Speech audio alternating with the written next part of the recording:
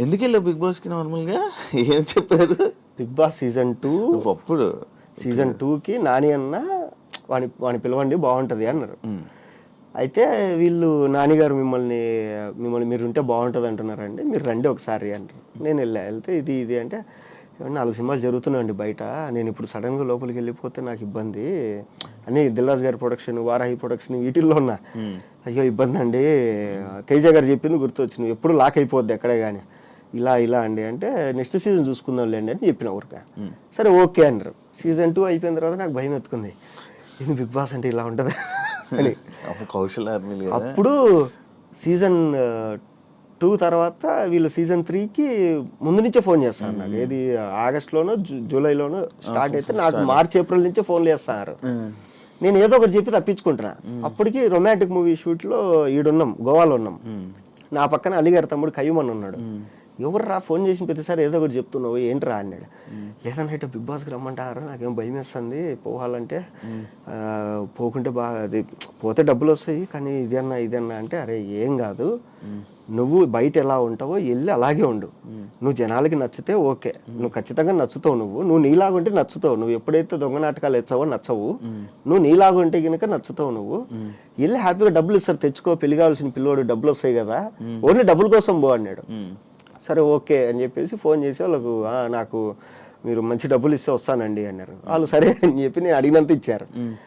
అది అప్పటికి top 3 payment అది. అమ్మ నాకేంది ఇంత డబ్బులు ఇచ్చారు వీళ్ళు వీక్లీ, బయట ఇంత కష్టపడినారావు, ఇదేంది ఇది అనుకుని మా అమ్మకు ఫోన్ చేసిన, అమ్మ ఇట్లా అంటే ఇంకేముందిరా హ్యాపీగా వెళ్ళి బాగా తిని కూర్చొని పడుకొని డబ్బులు తెచ్చుకోపోవాలి. సరే ఓకే అని చెప్పేసి పోయినా. నేను 2 వారాలు ఉంటే చాలు అనుకున్నా, 12 వారాలు ఉన్నా. అదే 12 వారాలు. అది 12 వారాలు ఎంత సంపాదించావు? చెప్పకూడదు అది బయటికి, నువ్వు చెప్తావా? బిగ్ బాస్ అనే కదా, ఏమైనా సంపాదించుకున్నావా మొత్తం డబ్బులు?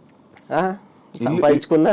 ఫస్ట్ బిగ్ బాస్ 1కి వచ్చింది ఒక హౌస్ డౌన్ పేమెంట్ కట్టేసిన 40 లక్షలు. తర్వాత 40 లక్షలు వచ్చింది ఫస్ట్ 3/3కి. వచ్చిందంటే 40 లక్షలు పెట్టా, వచ్చిందంటే 40 లక్షలు డౌన్ పేమెంట్ కట్టేసిన ఒక ఇంటికి. తర్వాత ఓటీటీ సీజన్ మనకు వచ్చింది, ఈ మధ్యలో సినిమాలు సంపాదించుకుంది అంతా కలిసి ఒక సినిమాకి పెట్టేసిన, దాని రిలీజ్ కోసం కింద మీద పడుతున్నా. కాదు, ఏమైనా ఉపయోగపడిందా నీకు బిగ్ బాస్? పడింది. బిగ్ బాస్ నుంచి వచ్చిన తర్వాతే కదా నాకు బిగ్ బాస్ అంటే ఏమైందంటే, ఇప్పుడు ఒక సినిమాలో క్యారెక్టర్కి 10 మంది ఆప్షన్లు ఉంటే అందులో నేను 8, 9 ఉండేవాడిని. బిగ్ బాస్ నుంచి రాగానే ఏమైందంటే ఈ ఆప్షన్ అనేది 1, 2కి వెళ్ళిపోయింది.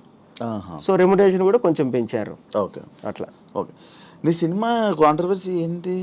ఏం కాదు, మెసేజ్లు పెట్టి ఏదేదో చీటింగ్ ఇది అది. వాడు మా డైరెక్టర్, వాడు ఏంటంటే ఇద్దరం కలిసి సినిమాలు చేసుకున్నాం. అప్పుడు వేరే పేరు ఉండేది కదా, సినిమా పేరు ఏంటి? అప్పుడు కల్ట్ గ్యాంగ్ అని ఉండేది. తర్వాత నేను రెన్యువల్ చేసుకోవడం కొంచెం లేట్ అయింది. ఆ కల్ట్ అనేది విశ్వక్సేన్ తీసుకున్నాడు, నేను మళ్ళీ ఉత్తుత్త హీరోలని మార్చుకున్నాను. సో గొడవ ఏంటంటే, వెళ్ళా డైరెక్టర్ కమ్ కెమెరామెన్ మా ఫ్రెండ్, సో పిలిచి రారా సినిమా చేసుకుందాం ఇద్దరము అనుకున్నాను. షూటింగ్ వరకు నేను పెట్టాలి, పోస్ట్ ప్రొడక్షన్ వాడు పెట్టాలి. షూటింగ్ అయిపోయింది, తర్వాత పోస్ట్ ప్రొడక్షన్ నాకు డబ్బులు లేవన్నాడు. డబ్బులు లేవన్నప్పుడు ఎట్లా, సరే ఇది కూడా నేనే పెట్టేస్తాలే అని చెప్పేసి మొత్తం అంతా కంప్లీట్ చేసుకున్నాము. మొత్తం అంతా అయిపోయిన తర్వాత ఇప్పుడు నాకు తెలిసిన పరిచయాలతో మైత్రి డిస్ట్రిబ్యూటర్స్ ఇలా అందరినీ కలుస్తున్నాం. వాడిని నేను వెళ్ళి కలుస్తున్నాడికి మనోడు ఏంటంటే కొంచెం ఊహల్లో ఉండిపోయాడు. ఏది సినిమా అయిపోగానే ఇంత డబ్బులు వచ్చేస్తాయి, నేను ల్యాండ్ తీసుకోవాలి, కార్ తీసుకోవాలి, ఇది మొత్తం ప్లాన్ చేసి నేనేది ఫస్ట్ సినిమా బయటకు వచ్చేదాలని చెప్పి నేనున్నా. తర్వాత ఏమైపోయిందంటే ఇంక నేను ఇట్లా కాదు, ఇది ఒక 2-3 ప్రీమియర్ చేసేద్దాం, రామానాయుడులో ప్రీమియర్లు వేసేస్తే మనకు కనీసం ఏదైనా కొంచెం బస్ ద్వారానే వస్తుంది ఇండస్ట్రీలో అనుకొని, నువ్వు మొత్తం ఫైల్ అవుట్పుట్ రెడీ చేసేసి మనం ప్రీమియర్ వేసేసుకుందాం అంటే, అప్పుడు వాడి మైండ్లో ఏం పడిందో కానీ నాకు ఇంత డబ్బులు ఇస్తే కానీ నేను రెడీ చేయను అన్నాడు.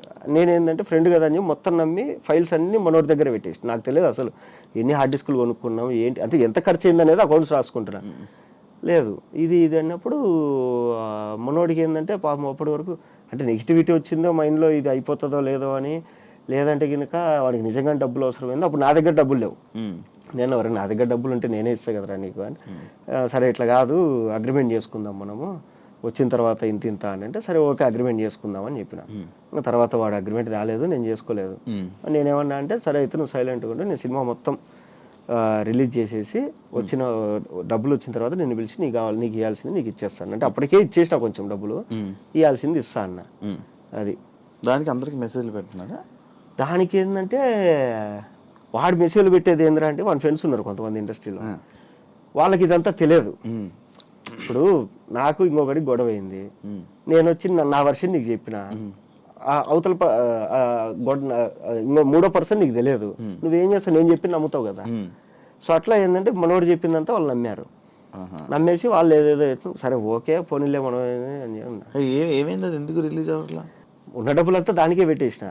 ఇప్పుడు ఎవడెవడైతే ఈ ఎరిపప్పు వాళ్ళందరూ కామెంట్లు పెట్టారో ఈ నా కొడుకులందరూ తలా ఇంత వేసుకునే కానీ సినిమా అయిపోతుంది. జేబులోంచి డబ్బులు తీసి ఏమైనా హెల్ప్ చేయండి అంటే ఓడి చేయట్లే, ఎవరికి కామెంట్లు పెడతారు అంతే. కామెంట్లు పెడితే ఏం చేసుకోవాలి, ఏడు ముడ్లు పెట్టుకోవాలి ఎన్ని కామెంట్లు.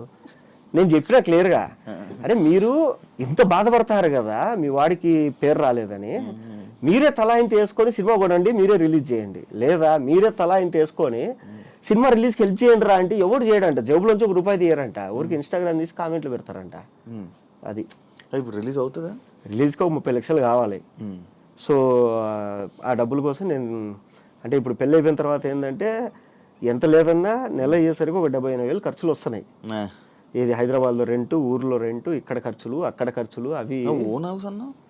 ఓన్ హౌస్ అంటే అదే ఆ 40 లక్షలు కట్టా కదా, వాడు కడతాడు ఇంకా అండర్ కన్స్ట్రక్షన్ లో ఉంది అది. సో ఇది ఓకే. పెళ్ళి లవ్ మ్యారేజా? Love marriage. ఎన్ని ఇయర్స్ లవ్? 8 years. ఎలా పరిచయం? బెంగళూరులో మా చెల్లి వాళ్ళ ఫ్రెండ్ ద్వారా. సో పరిచయం అయిన తర్వాత ఓకే అనుకున్నా. బిగ్ బాస్ నుంచి రాగానే ఇంట్లో వాళ్ళు పెళ్లి సంబంధాలు వస్తున్నాయి, పెళ్లి చేసేసుకున్నారు. సరే మీరేం చూడొద్దు నేనే చూసుకున్నా ఒక అమ్మాయిని అని చెప్పి చూపించిన.